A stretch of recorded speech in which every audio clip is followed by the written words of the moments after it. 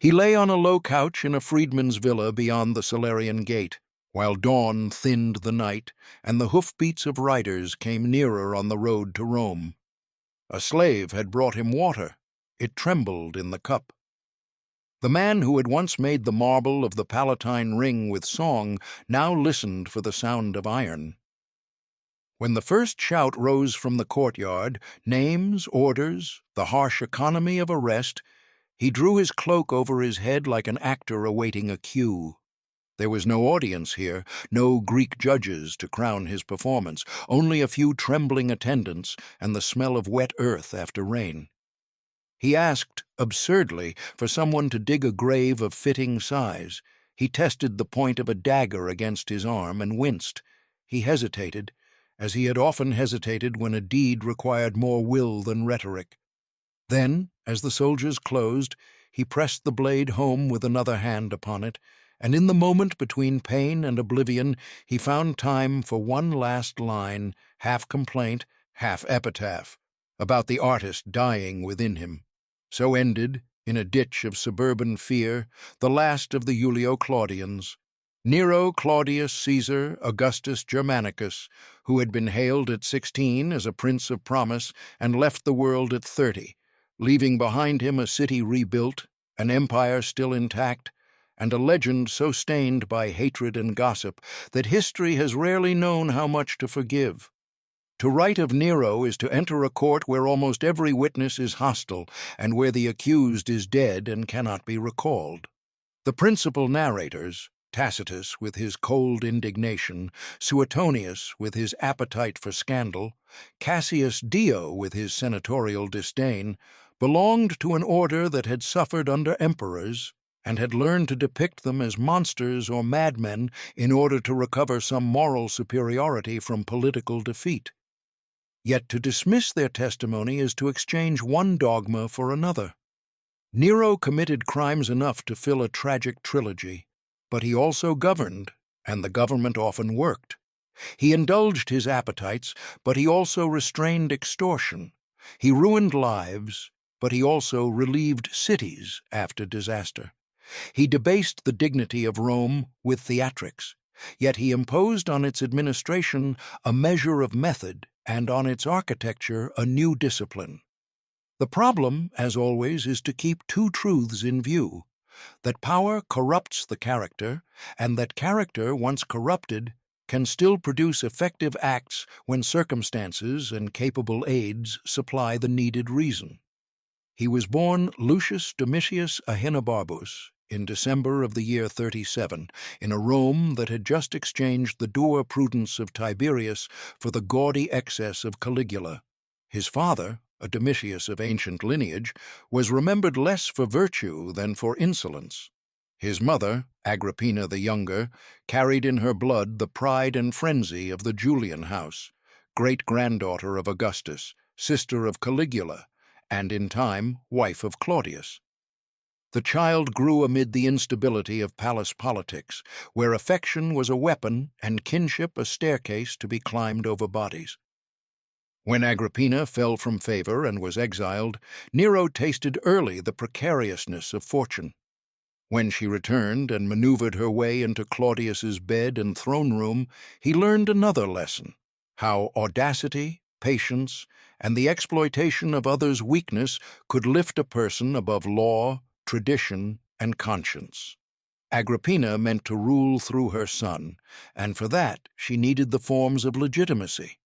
Claudius, scholar-emperor with a stammering humility that hid a stubborn will, already had a natural heir in Britannicus, but he was susceptible to domestic persuasion and to the promise of continuity with the Julian name.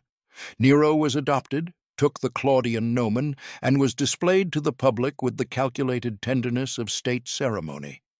The boy was given the best education Rome could provide: rhetoric to command assemblies, Greek to converse with culture, poetry to be admired, philosophy to simulate virtue.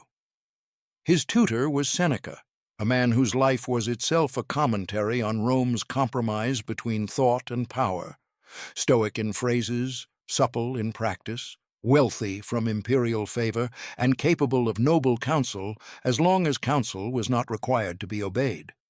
Over the Praetorian Guard was set Sextus Afranius Burrus, soldier of steadier fiber, whose blunt decency would for a time serve as a dam against the flood of palace passions. In 54, Claudius died, and rumor at once crowned Agrippina with the most notorious suspicion that she had quickened her son's accession with poisoned mushrooms. Whether the charge is true matters less in the moral arithmetic of that court than the ease with which contemporaries believed it. Nero, scarcely 17, was hailed emperor by the Guard and confirmed by the Senate, and Rome, tired of Claudius's pedantic hesitations and the freedmen's intrigues, welcomed youth as if it were a policy. The first months justified the hope. Nero spoke with deference to the Senate. He promised to curb informers and secret accusations. He reduced some taxes and forbade certain forms of extortion. He allowed advocates more freedom and showed, at least publicly, a reluctance to sign death warrants. If one reads the early edicts without knowing the end, one could imagine a reign of moderation. The empire at that moment required no genius. Its frontiers were mostly secure, its revenues ample, its administration seasoned by a century of practice. What it required was restraint, and restraint in those years was supplied largely by Seneca and Burrus, who governed in the emperor's name as a kind of regency and who understood that the stability of Rome depended on respecting the senatorial class enough to keep its resentment from becoming conspiracy. But the old poison of the dynasty lay not in its policy, but in its blood. A hunger for domination within the family that made affection a contest and turned the household into a state. Agrippina had expected to sit beside her son as co-ruler. She had arranged his marriage to Octavia, daughter of Claudius, binding Nero to the legitimacy of the previous reign and placing Britannicus under watch. She appeared with him at receptions. She listened behind a curtain at meetings. She stamped her image on coinage and her presence upon the court. Nero, taught to obey her in childhood and now suffocated by her in power, began to chafe at the very instrument that had made him emperor. The conflict sharpened around the emperor's desires, for in Rome private vice quickly became public fact. Nero fell in love, if that word can be used for the swift appetites of a pampered prince, with Poppaea Sabina, beautiful, ambitious, and skilled in the arts by which a woman could influence men who believed themselves masters. Poppaea had no interest in sharing power with Agrippina, and Agrippina had no intention of yielding her son to Poppaea. Between these two women, Nero became a prize and a pawn, and the fate of the empire hung, absurdly, on bedroom strategy. At the same time, Britannicus grew to adolescence, and his very existence was a reproach to Nero's legitimacy. The Roman monarchy, though disguised in republican forms, remained in fact a household monarchy. The Senate might vote, the Guard might acclaim, but blood was the silent argument behind every succession. Britannicus, son of Claudius, could be used by malcontents as a rallying symbol. In 55, he died suddenly at a banquet, collapsing with a convulsion after drinking. Nero affected surprise. Agrippina was said to have paled. The guests understood at once, and in Rome understanding was a kind of complicity. Whether poison was the instrument or whether illness was opportunely interpreted, the moral reality is the same. Nero benefited, and no inquiry was allowed. The young emperor had learned the simplest lesson of autocracy, that security is often purchased by eliminating rivals, and that once a ruler crosses that line, the next step is easier. Agrippina, now isolated, threatened to champion Britannicus's memory and to turn the court against her son. Nero answered with exile from the palace and then with murder. The story, told with relish by ancient writers, includes mechanical contrivances worthy of melodrama, a collapsible boat, a staged accident, a mother swimming through dark water only to be finished by assassins. The facts beneath the theater are plain. In 59, Agrippina was killed on Nero's order. With that act, the last restraint of filial piety, one of Rome's most sacred virtues, was broken, and the emperor's soul, if it had been divided between conscience and appetite, yielded decisively to appetite. Seneca and Burrus, forced to defend the deed in public or perish, discovered the price of serving princes. One becomes the apologist of crimes one would condemn in private. Yet the reign did not at once descend into chaos. The machinery of empire has an inertia that outlasts the virtue of its ruler. Provinces were still administered by men of ambition and ability. Armies were commanded by professionals. The law continued to function.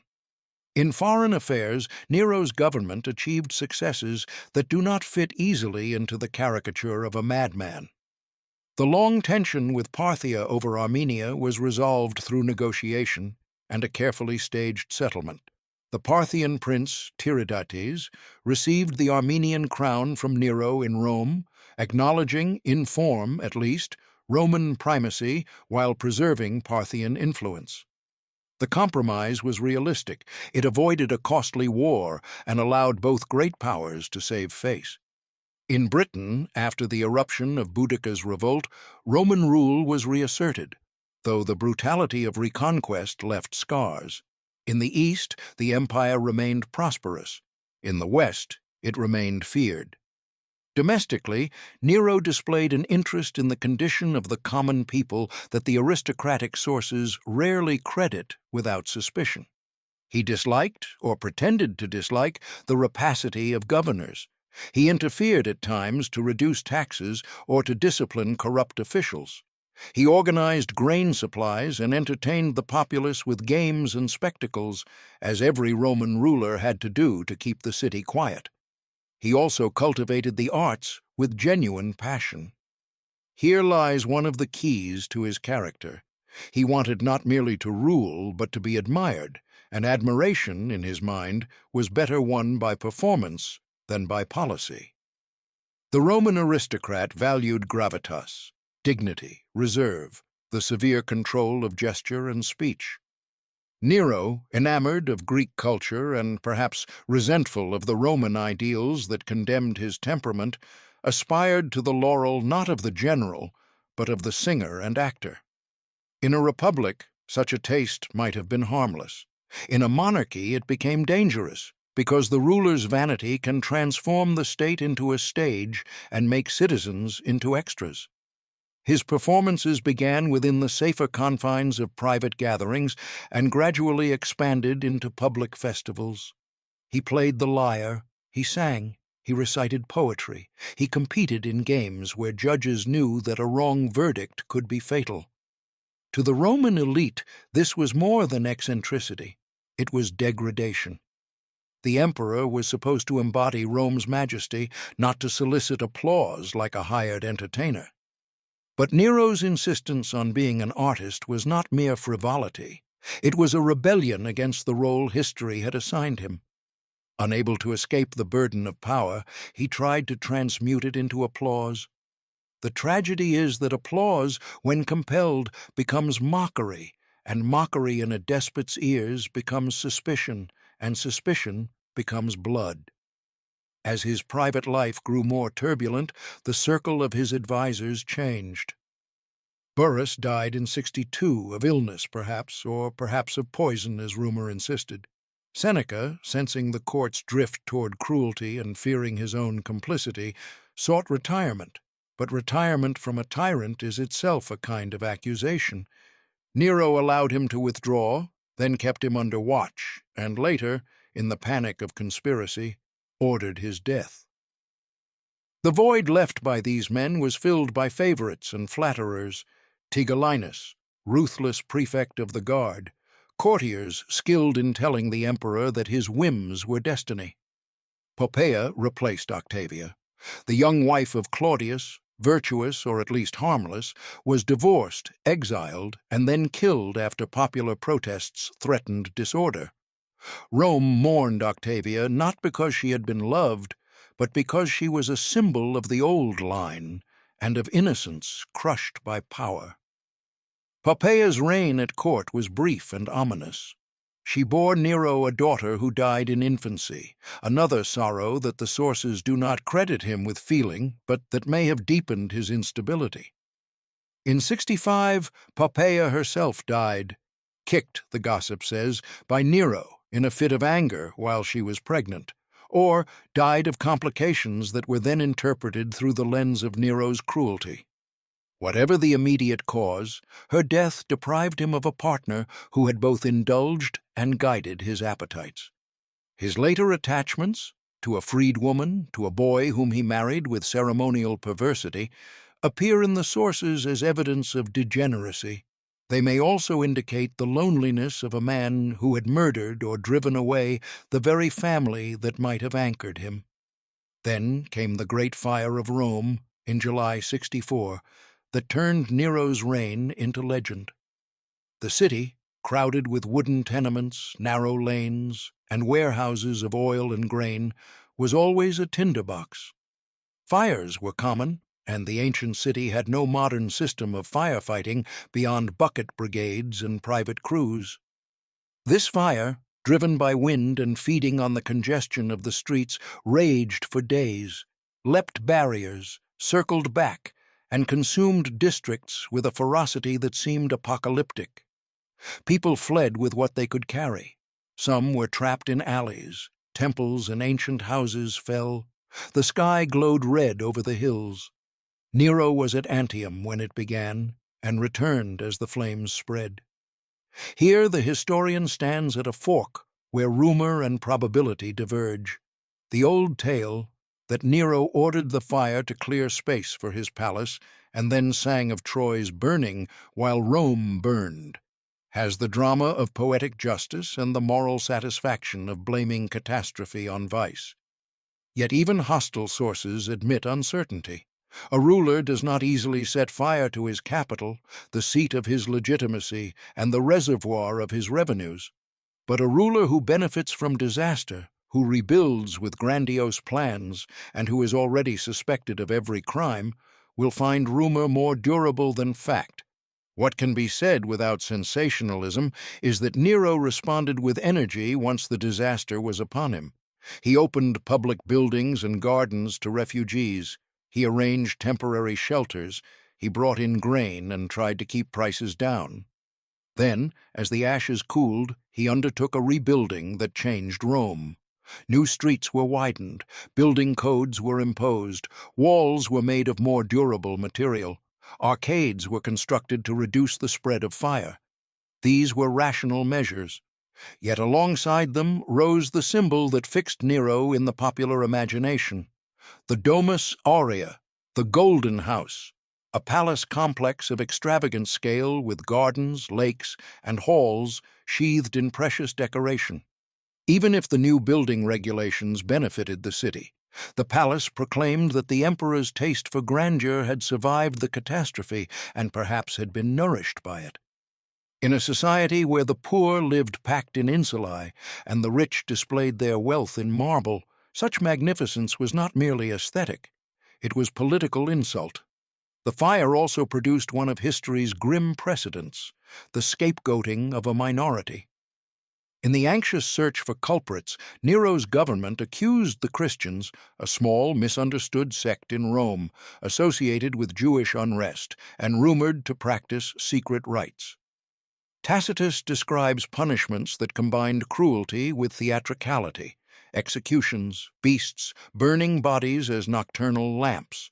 Whether the persecution was as wide as later tradition imagined, and whether it marked a consistent imperial policy or a local outbreak of scapegoating, it entered the Christian memory as martyrdom, and entered the Roman story as another proof of Nero's callousness. Here again, policy and psychology meet. Nero needed to deflect suspicion from himself. He chose an unpopular group. The act reveals not insanity, but the cold logic of power under pressure. One might expect that after such a calamity, the emperor would retreat into cautious governance. Instead, Nero plunged more deeply into the life of performance, as if he wished to drown disaster in applause. He traveled to Greece, the homeland of the arts he worshipped, and there he competed in festivals, demanded that games be held out of season to accommodate him, and collected crowns with the certainty of a man who can turn judges into servants. To Greeks, who revered artistic contest, his enthusiasm may have seemed a flattering imperial eccentricity.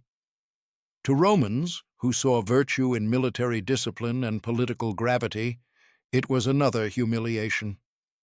Nero's tour also drained the treasury. The Golden House, the rebuilding, the spectacles, the distribution of gifts to secure loyalty, these required money.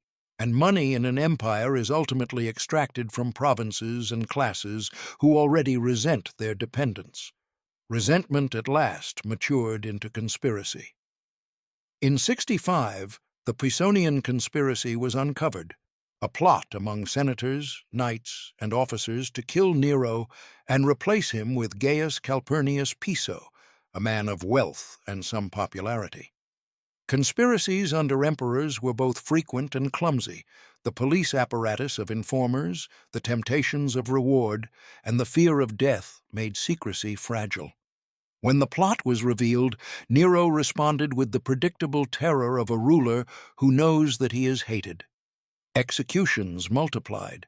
Some of the victims were surely guilty, others were sacrificed to suspicion. Seneca, perhaps innocent of the plot, but guilty in Nero's mind of moral distance, was ordered to die. He met death with a composed ceremony that posterity found easier to admire than his compromises in life.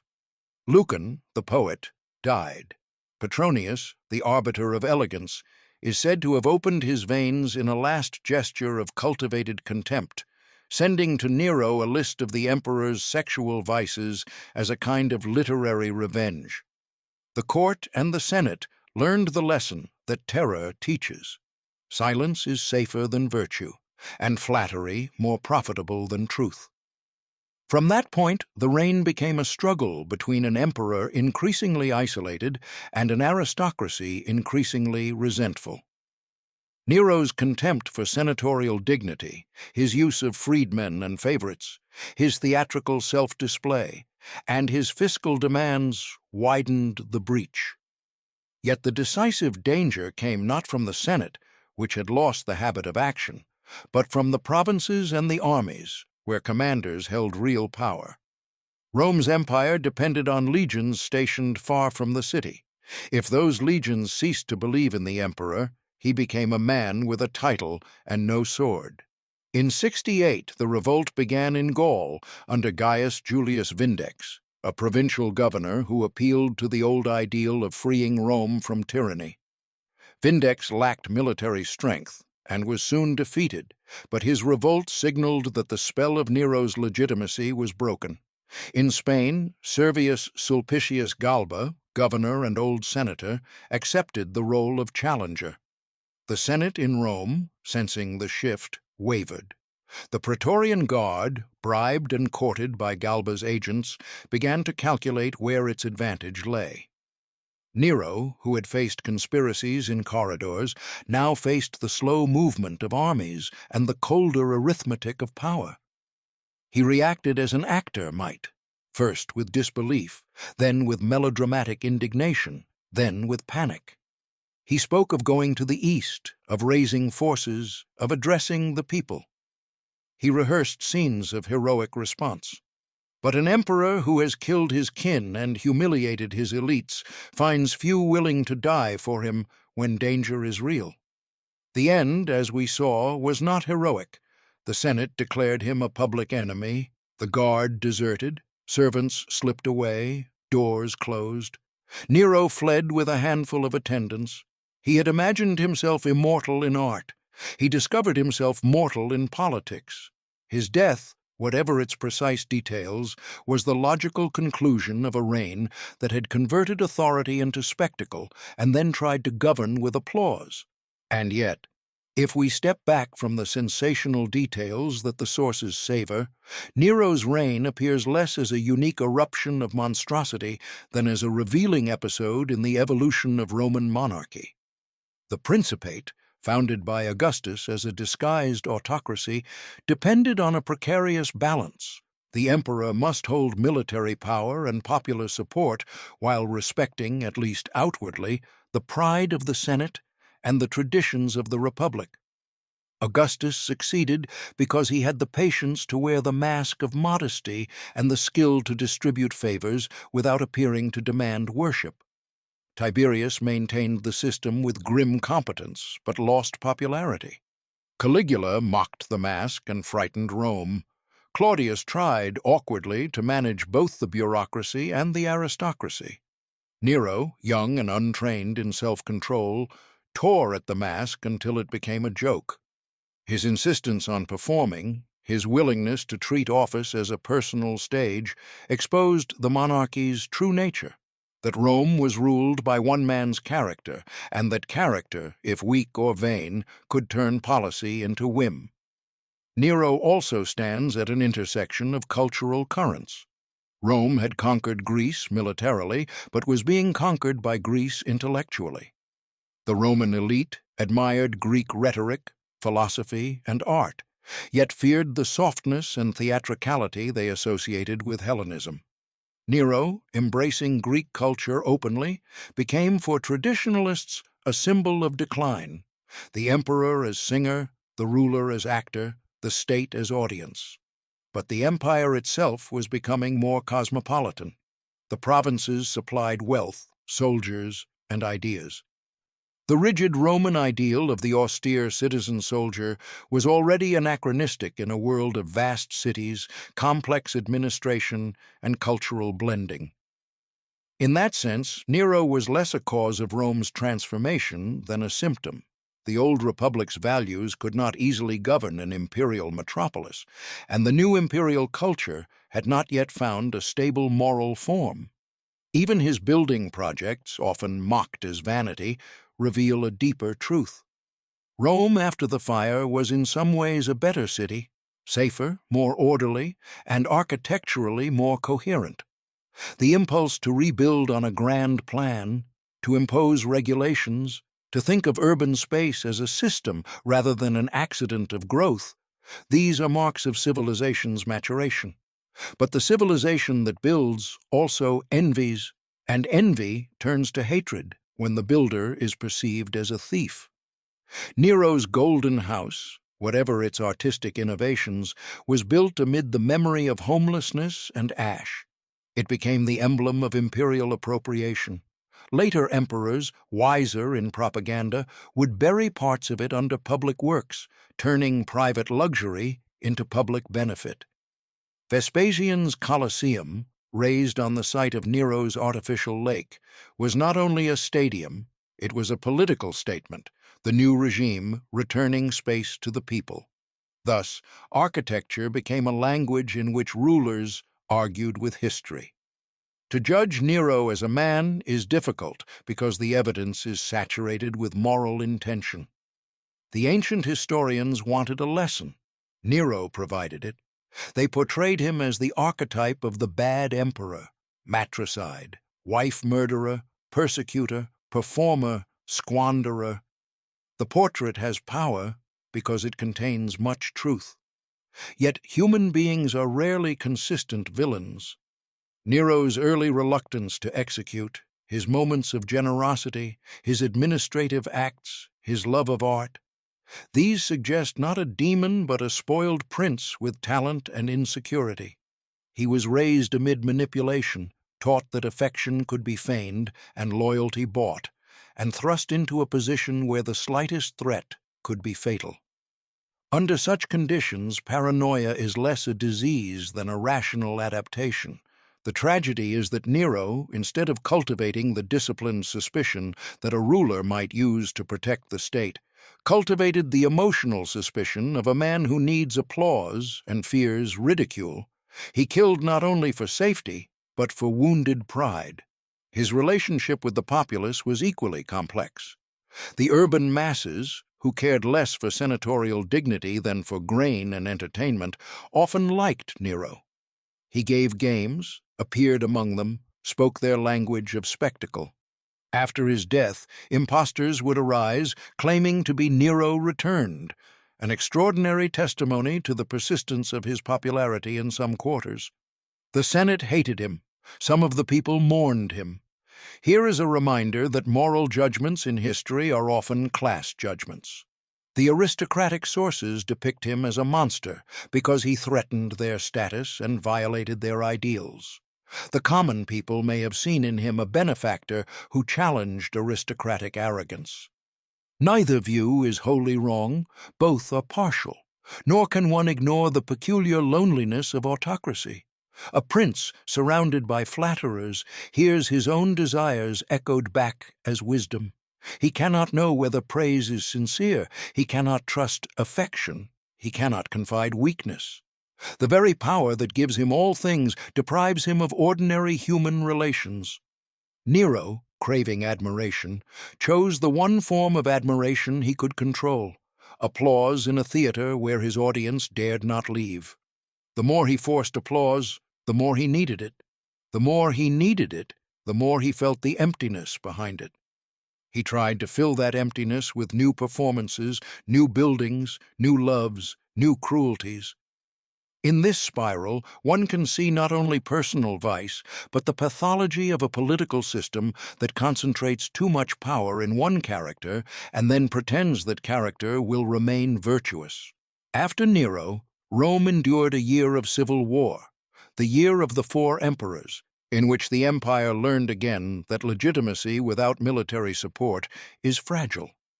From the chaos emerged the Flavians, practical men from Italy's municipal classes, less enamored of Greek artistry and more attentive to the needs of administration and the army. They repaired finances, rebuilt Rome with public works, and restored a stern image of Roman discipline. Nero became the dark foil against which they could paint their virtues. In that sense, his legacy was useful. He provided a cautionary tale that strengthened the next regime. But history's final irony is that Nero, who longed to be remembered as an artist, achieved immortality not through his songs, lost and unrecorded, but through the moral drama of his life. The empire he ruled did not collapse. The frontiers did not fall. Commerce continued. Law endured. What collapsed was the illusion that Rome could combine monarchy with republican dignity without constant moral effort. Nero showed what happens when the mask slips and the ruler's private passions become public policy.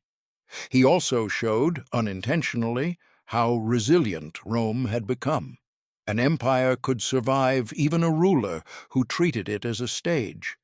If one wishes to find in his story more than scandal, one may consider Nero as a personification of the tension between culture and power.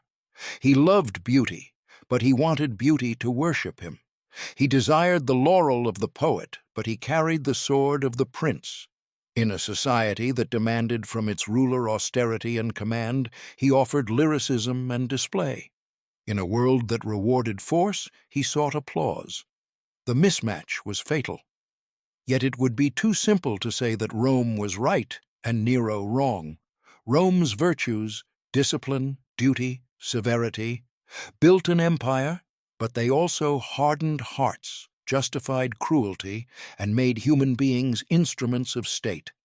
Nero's vices, vanity, indulgence, theatricality, made him contemptible to the stern, but they also hint at a longing for a different kind of life, one in which a man might be valued for art rather than conquest.